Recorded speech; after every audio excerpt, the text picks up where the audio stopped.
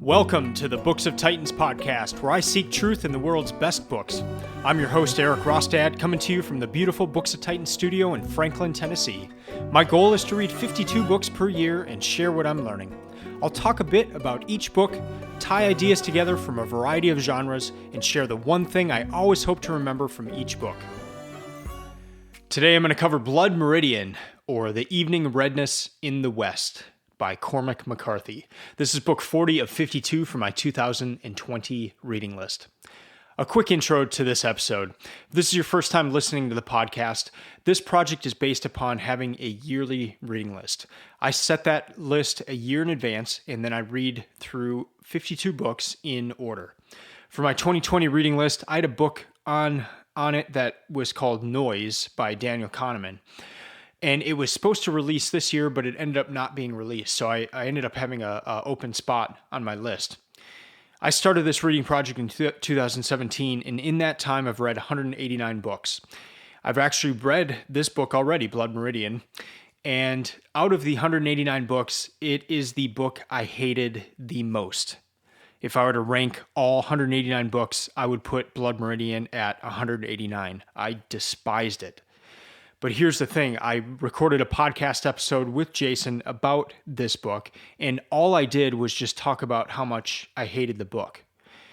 And that's not fair to you. That's not fair to people listening to that episode. And it ended up getting the most hate and the most one-star reviews. I mean, people just write about that, and they make note that it's not a fair look at the book. And so I owe it to myself, and I owe it to you listeners to reread the book and to re-record a better episode. So that's the reason I decided to read the book that I hated, to read it again and to see what happened. So quick note, if you have not read Blood Meridian, I will be giving spoilers in this episode. So if you do plan to read the book, don't spoil it.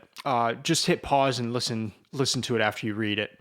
Also, this is quite simply the most gruesome and disturbing book I've ever read. You'll hear some of that in this episode. If you'd rather not hear that kind of content, then I'd encourage you not to listen to this episode. So Blood Meridian, what is it? Well, it's a work of fiction, and at the beginning, we're immediately introduced to a kid from Tennessee who leaves his home at age of 14. We know from the beginning he's got a penchant for violence, and he starts acting out on that violence, and he just gets into fights and different things, and that gets him the notice of other violent people. He makes his way onto Texas, and he joins a gang headed by a Captain White.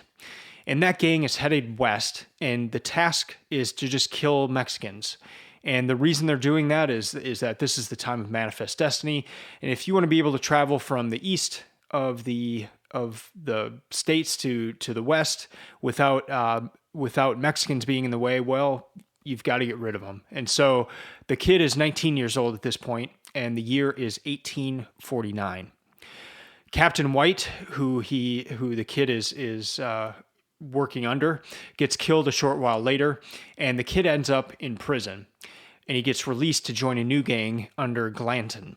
This gang is tasked with taking scalps of Indians, and for that they get $100 per scalp. And so this gang is just going around killing Indians to get these scalps and to get paid. But the gang doesn't just stop at killing Indians. They kill pretty much anything that moves, and they also end up killing the Mexicans who hired them to kill the Indians. So they go from being viewed as liberators and cheered to being feared. The kid is the main character in the story. He's a protagonist of sorts, but there's another character, perhaps the most memorable and sadistic character that you will ever come across in literature, and that is the judge. That is Judge Holden. The judge gets the kid out of prison, where after he had worked with Captain White, he had gone to prison. The judge gets him out and gets him connected to this Glanton gang. The judge is completely bald. He's completely hairless from head to foot, not even eyebrows or one piece of hair on his body. He's a large man. He's a man interested in all things. He's extremely intelligent. He's described as a big child. And he's a sadistic Renaissance man is the best way I can describe it. The kid's life intertwines with the judge's throughout this book. And the judge has a philosophy of life. The kid does not live by that philosophy. And so the kid is ultimately destroyed, and is destroyed in such a gruesome way that Cormac McCarthy doesn't even tell you what happened. He just leaves it to your imagination. I'll talk about the judge's philosophy in a little bit. Cormac McCarthy, the author, the style that he writes in is what I call pizzicato. And pizzicato is a musical term, but it's kind of just a pop, pop, pop, pop, pop, pop, pop. Earlier this year, I read a Graham Greene book, and right after that, I read a book by Leif Erikson. And in those podcast episodes, I referred to Graham's style as that pizzicato, and Leif Erikson, or Leif Enger, sorry, not Erikson, Leif Enger, I said his style was more legato. And legato is just kind of long, flowing notes, and pizzicato is just the opposite of that. McCarthy himself calls his style simple, declarative sentences, and Hemingway was a big influence on him. So if you've read any Hemingway, there's some similarities there. Another aspect of the style is that there are no quotation marks. So you really have to pay attention. McCarthy thought quotation marks muddied up the page, so you just kind of have to always be aware of who's speaking, and without the quotation marks, it makes it difficult, but it's obviously doable. Another interesting thing that I caught on this reading that I didn't necessarily catch on the first reading is that at the beginning of each chapter, there's a set of phrases that describe what is going to happen. And in other books I've read, they'll have that at the beginning, and I usually just skip those because I don't really want to know what I'm about to read. I just kind of want to read it. But what's interesting about these sets of phrases is that they describe what happens, but in more detail. So it's almost like you have to read both together to get the full detail of that chapter. So, for example, there's one chapter where the gang that the kid is with is attacked by Indians, and that's all it says in the chapter, that they were attacked by Indians. But the note at the beginning of the chapter says they were attacked by Comanche Indians, and later on in the book, I think in the very next chapter, they're called Comanche Indians. But for that chapter, you don't know that they're Comanche Indians, and that's just one example. It provides more detail. So if you haven't read the book and you're wanting to, keep that in mind to not just skip over those at the beginning of the chapter. I just found it to be a unique thing that provided a little more context as I was reading through it. As for stats, it took me 11 hours to read the book. That was over 8 days. It's a 368-page book, the version that I read. So that was about 50 or 46 pages per day. For the rest of this episode, I'll be covering the following in the next two segments. So segment 2, I'll start off, talk about Blood Meridian. What does it mean? What is the context? How does it come up in the book? I'll then cover some contrasts that come up in the book, talk about the judge, and then highlight a few quotes. So that will all be in segment 2. Segment 3, I will cover the one thing. That's my one key takeaway from the book. And then also talk a little bit about the shift that happened for me in reading it for the first time in 2017, hating it, and then reading it again in 2020. What changed? What was my experience this time compared to the first time? What did I get out of it this time that I didn't the first time? That kind of thing.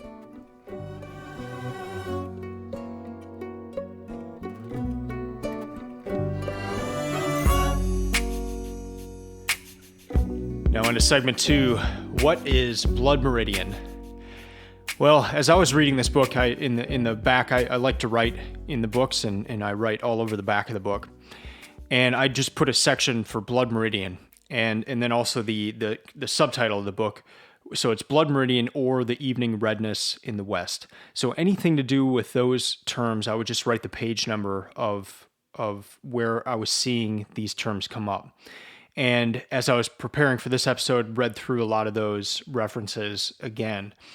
And the words come up over and over: blood, meridian, redness, even yellow, like the sunset. There's this continual reference as they're heading west. It's red, it's blood. There's this idea of a meridian, and in some of the context, it takes the view of it being kind of a center point or an apex, a climax of sorts for the book.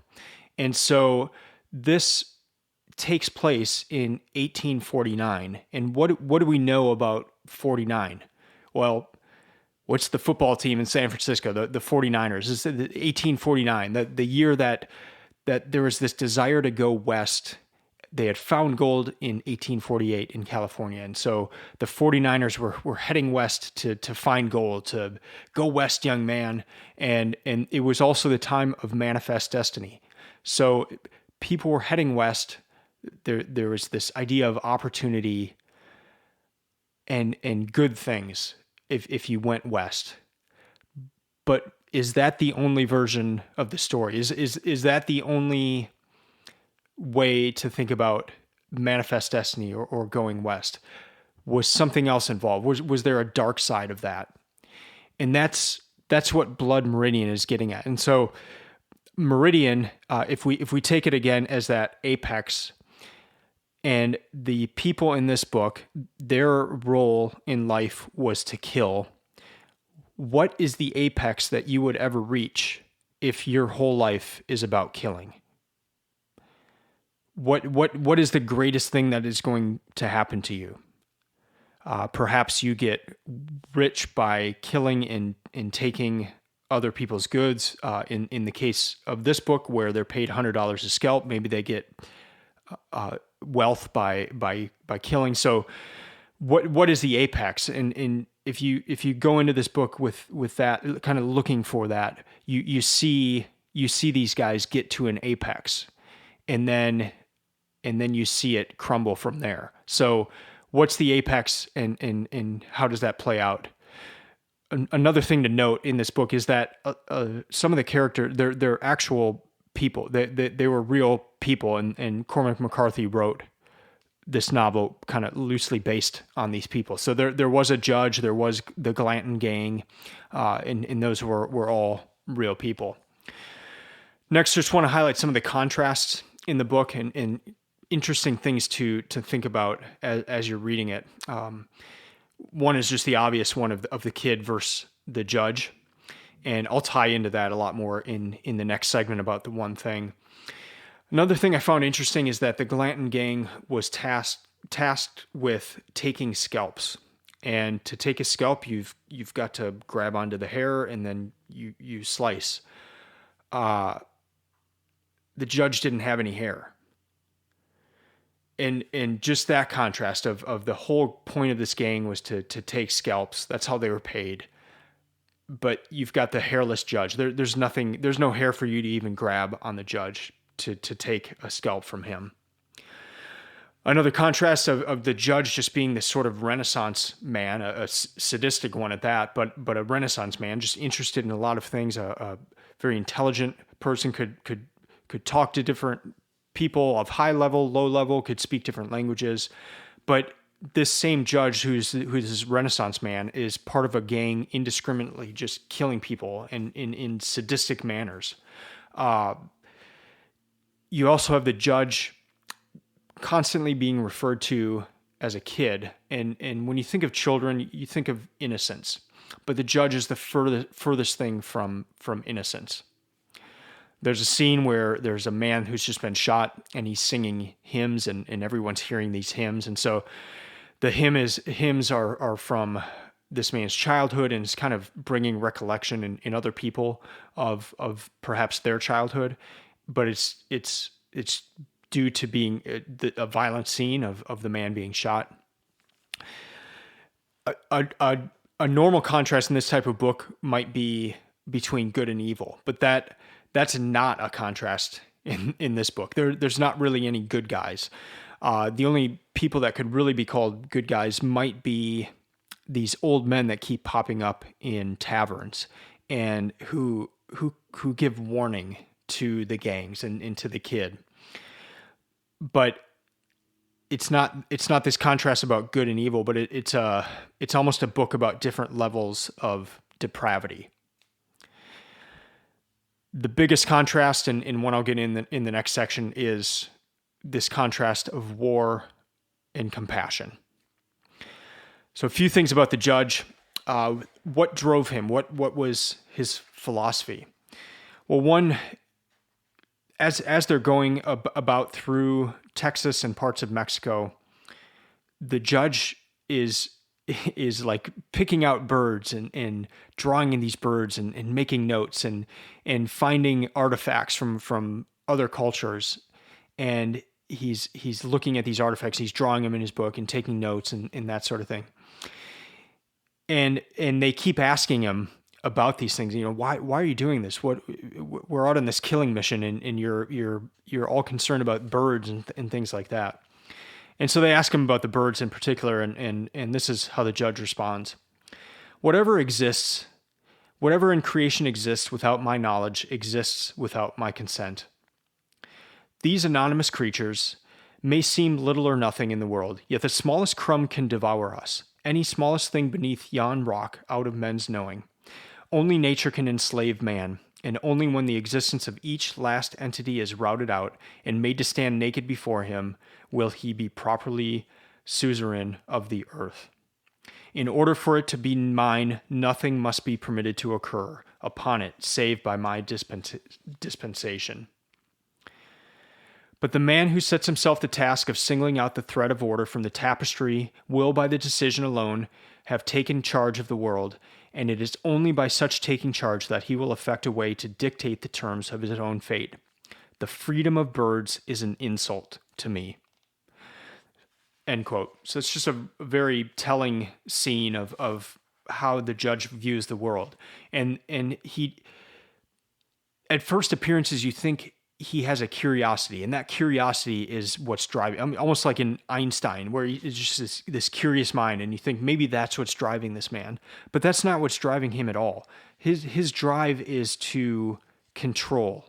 He wants to be a god. He wants to be able to control everything, and anything that is not in his control is an insult to him. He goes further, and when he's recording this history, when he's finding these artifacts, he will draw them and then he'll destroy them. And he doesn't want anyone else to ever see them. And he makes the statement that it's his intention to expunge them from the memory of man. Whether in my book or not, every man is tabernacled in every other, and he in exchange, and so on, in an endless complexity of being and witness to the uttermost edge of the world. End quote. So for him, it's not about capturing the great things, these great artifacts, or these beautiful birds, or these rocks. It's to destroy them so that no one else can enjoy it, but also to destroy it so that he can control it.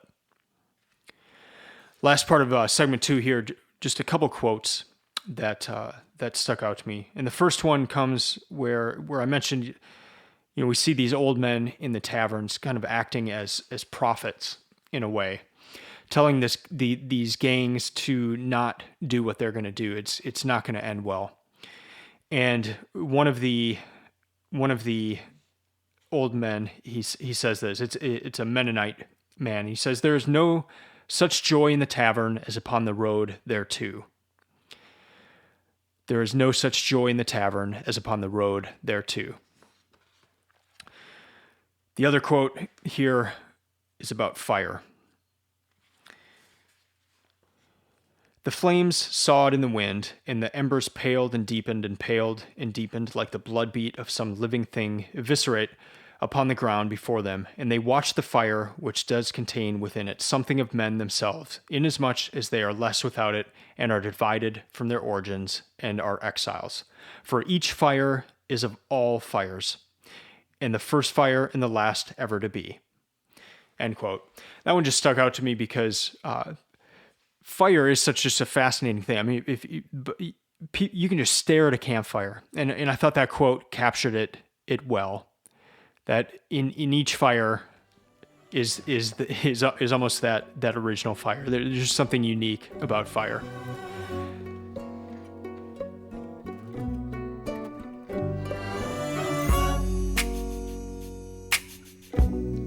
Now into segment 3 and the one thing, my one key takeaway from Blood Meridian.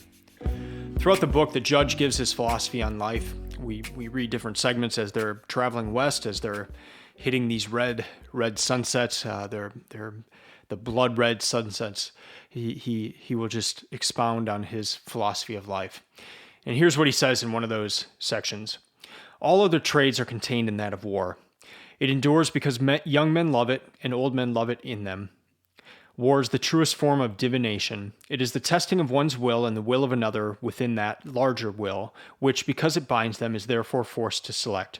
War is the ultimate game because war is at last a forcing of the unity of existence. War is God. Moral law is an invention of mankind for the disenfranchisement of the powerful in favor of the weak. Decisions of life and death, of what shall be and what shall not, beggar all questions of right.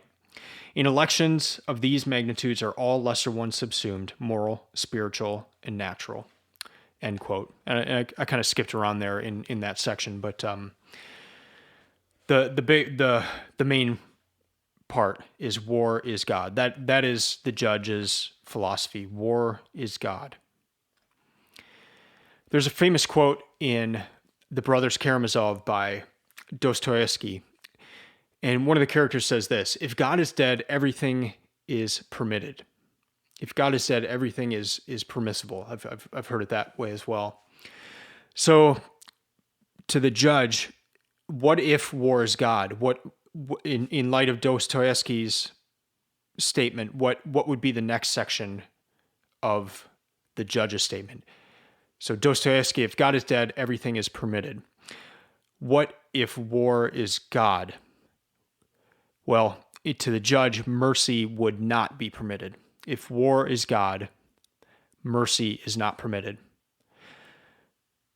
From the judge's words, and then more importantly from his actions, we see an absolute absence of mercy. War is definitely his God. I mean, just think of anything that you consider worthy of mercy. Maybe it's a child or a puppy.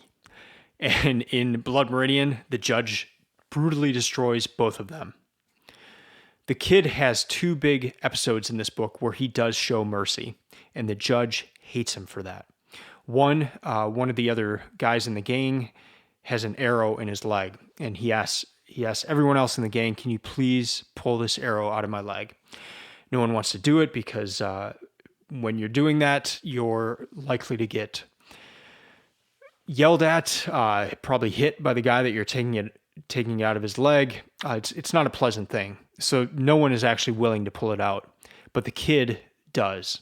And so there's a little tinge of mercy there. And then in a second situation, something that is just an impossible situation, there is a man who is part of the gang and he is injured and he cannot continue going. And so they have to leave him behind, and the kid is tasked with killing the man so that he doesn't fall into enemy hands, because they will do awful things to him. And the kid can't do it. The kid lets the man live. And it's an impossible situation because if he lets him live, he will go into the hands of the enemy. But if he kills him, then he kills this man. He kills a friend. So it's an impossible situation, and there's not really a merciful solution, but it's some sort of mercy to let him live, even though he knows that he'll get in his enemy's hands. So those are the 2 examples in the book where the kid does show mercy. And the judge knows it. The kid thinks no one's going to know, especially about that second one. He knows he thinks no one's going to know that he let him live because the enemy's going to get him anyway. But the judge knows. And so I want to read different sections that happen here towards the end of the book where the judge talks about this. The priest has led you to this boy. I know you would not hide. I know too that you've not the heart of a common assassin.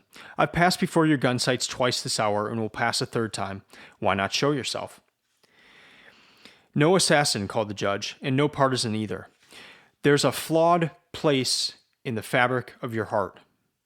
Do you not think I could not know? You alone were mutinous. You alone reserved in your soul some corner of clemency for the heathen. End quote. The key thing there. You have a flawed place in the fabric of your heart. Remember, to the judge, war is God. And to him, the kid has a flawed place in the fabric of his heart because he reserved in his soul some corner of clemency for the heathen. The next part, a few pages later, the judge says this. The judge smiled. He spoke softly into the dim mud cubicle. And to back out of the quote here for a second, the kid is in prison at this point, and the judge visits him. This is a second time in prison, not the initial time that the judge got him off. So the judge, and this is after the judge and the kid had gotten to the point where they were trying to kill each other, and so the judge visits him in prison and says this. He spoke softly into the dim mud cubicle. You came forward, he said, to take part in a work. But you were a witness against yourself. You sat in judgment on your own deeds. You put your own allowances before the judgments of history, and you broke with the body of which you were pledged a part and poisoned it in all its enterprise. Hear me, man.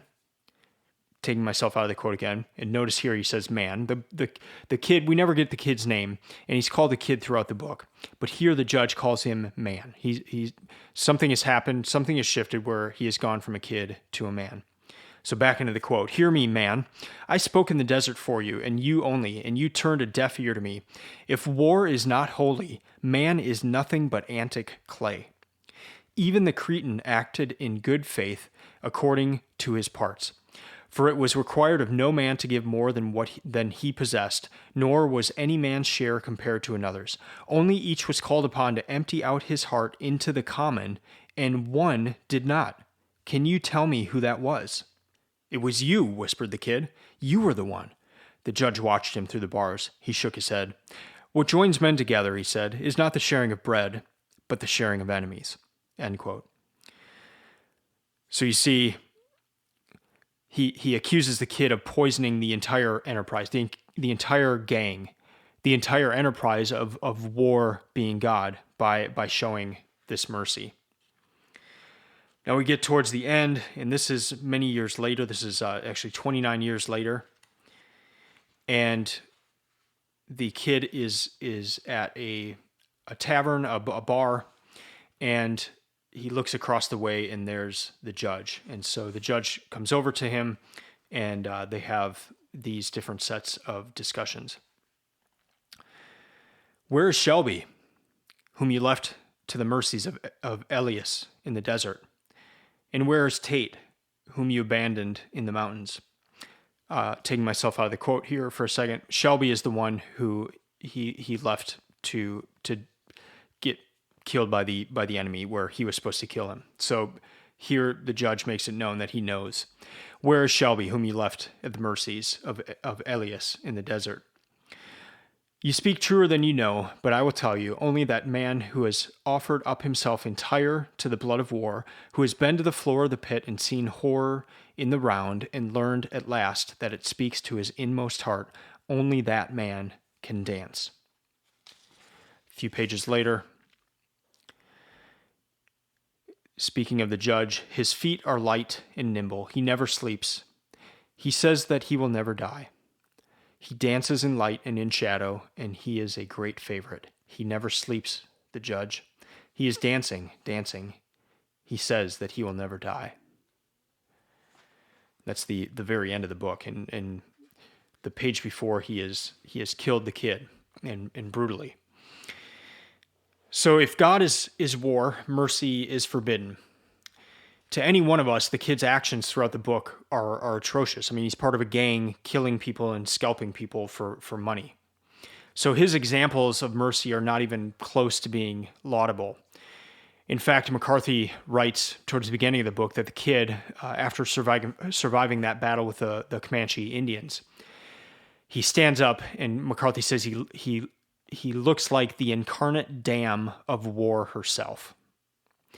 Yet those examples of mercy, no matter how crazy they were, those were enough to disrupt the judge's philosophy, and the judge has to kill the kid because of that. The judge has to extinguish mercy. It does not fit with war being God. What do you do with that? What do you do with that when you're reading that?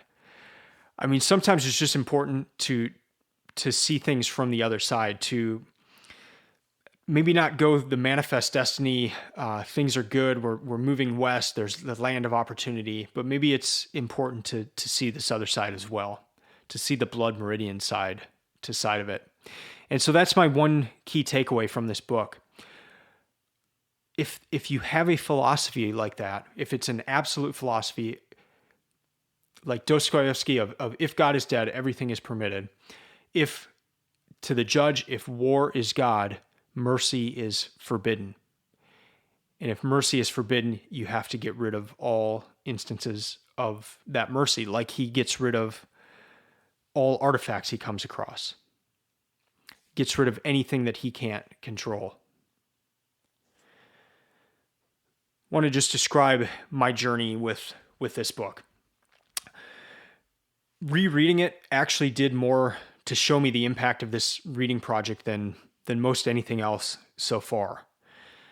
And one example of that is just when I read books, I have certain visions going on in my head of what the scene looks like, especially with a work of fiction.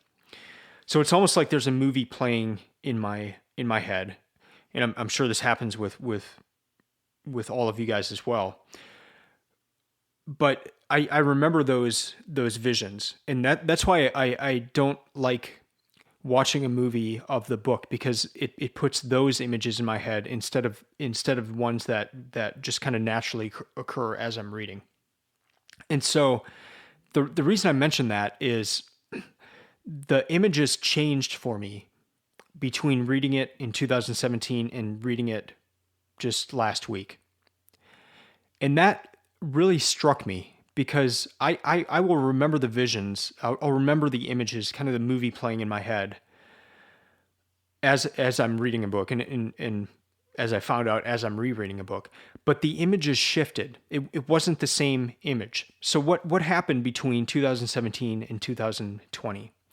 Well, I read other books about this particular time of history, and just other books in general that I guess gave more insight into this book. So the first time I read it, the reason I hated it so much is because of that violence. It was just so shocking. The things that happen in this book are so gruesome and disturbing that I couldn't get past that. I didn't want to get past that. To me, the way I referenced it in that first podcast is that it was like somebody coming up to me and saying, "Hey, I've got this great XXX movie, and there's a lot of culture in this movie, but you're gonna have to sit through and those visions, those things that you watch in that XXX movie, you'll never be able to get those out of your head. They'll be in your head the rest of your life. But oh man, there's some great culture in this XXX movie. I wouldn't do it. I wouldn't watch a XXX movie to get culture." And that's how I viewed Blood Meridian the first time I read it. I didn't want to get past the level of violence to try to get more out of the book. But I guess other things I've read in between, and then not being as shocked with the violence this time, helped me just to look deeper at the writing, to look at the style of the book, and to just approach it in a different way. So some of the books that I read in between that gave a little more context. One was Guns, Germs, and Steel by Jared Diamond. And that book starts off with the Battle of Cajamarca in Peru. And that was a battle between the Incas under Atahualpa and the Spanish. And the Spanish decimated, I think, 7,000 people and did not lose a single soldier. It just kind of showed the difference in weaponry, metals. One metal's going to be stronger than the other. So if you're in a sword fight, one metal can probably just destroy the other sword. Guns versus not having guns allows a small group of Spanish to decimate 7,000 people without losing a single person. I think one person got injured on the Spanish side. 7,000 died on the Incan side. They're very similar situations in Blood Meridian, where this gang that the kid is part of, they're very few in number, and they'll go into a town of 1,000 people and wipe everyone out.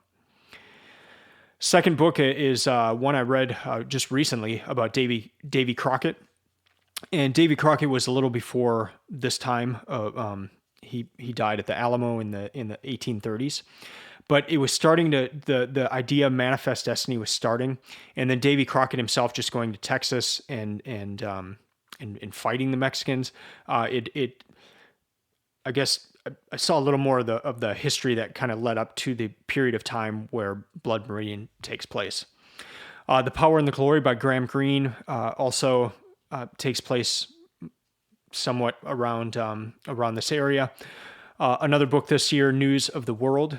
Was a work of fiction, but also took place in this one in the late 1800s, but in Texas, and there were still fights between people of Texas and people of the Indians, and the Indians would kidnap people in there. And then reading the first book I read this year is the Bible. There were a lot of connection points with the Bible. The kid comes across a tree that's on fire. I mean, just very reminiscent of Moses in the burning bush. And so just a lot of similarities that you would see in the Bible with Blood Meridian. And so all those books really helped, I guess, give more context to the second reading of Blood Meridian. But the first time I read it, as I mentioned, I would rank it 189 out of 189. I hated it. But this time I enjoyed it. It was a big shift. The first time I would have given it 1 star out of 5. This time I'd give it 4. It's still a very difficult book to read. But I got over that initial shock of the violence. And I don't know if that's a good thing, but I was able to appreciate the novel more this time around. And I think it has a lot to do with this reading project in general. I guess I also was able to see the skill of what Cormac McCarthy did in this book as well. His style of writing, just that pizzicato aspect of it in the way that he writes. And I guess just being able, despite the content, despite the gruesome violence, to see beauty in the writing itself. So to recap, Blood Meridian is kind of the sadistic hero's journey. There's not a hero. The kid's not someone you really want to be like. And you definitely, the judge is one of the worst characters I've ever come across in literature. I saw where someone wrote that Stephen King should get his ideas of horror from Cormac McCarthy. But this experience was also a telling one for me, to perhaps give books that I don't like a second chance. In a different way, I did that with The Great Gatsby this year. I first read that in high school and hated it, but that was because I was forced to read it. And I really enjoyed it this time. And I'm also 40 years old. And so there were things that I got out of The Great Gatsby this time that I wouldn't have understood as a 16-year-old reading it. So give books another chance. Maybe you hated it the first time. I hated this book the first time, but I was pleasantly surprised this time around. That's going to do it for this episode. Thank you for listening. I'd love to hear from you. You can email me at eric@booksoftitans.com. Let me know what you thought of Blood Meridian. I'd love to hear your thoughts. I've gotten a lot of thoughts on that first podcast episode, and many of them not very, very nice. But it was warranted because I did not do a good job in covering the book. I just covered how I hated the book, and that's not fair. So I'd love to hear what you think of this book. There are so many levels, so many ways to approach it and think about it that I'd love to hear those different approaches. I looked a little bit online on what others had said about this book, but I tried as much as possible to just go into it with what I read and to see what I got out of it instead of just directly going to Google to see what other people said about it. If you'd like to support the podcast, you can do so by going to booksoftitans.com/support. Also, just want to let you know that I do website development. I work with universities. I work with, I just did a website for a big alliance for organ donation. So I love huge, complex, difficult websites. If you know of someone who needs a website or just help with their online presence, that would help because that work helps support this project. You can follow Books of Titans on Instagram or Twitter, and the website is stock full of resources to help you find books and to create your own reading list. I'll be back next week discussing another book on this year's 2020 reading list. And in fact, I may get Jason and we may talk about Blood Meridian a little more and go into a little more depth about the book. So it'll either be that or another book from my 2020 reading list. Until then, keep reading, keep listening, and keep learning. I'm out.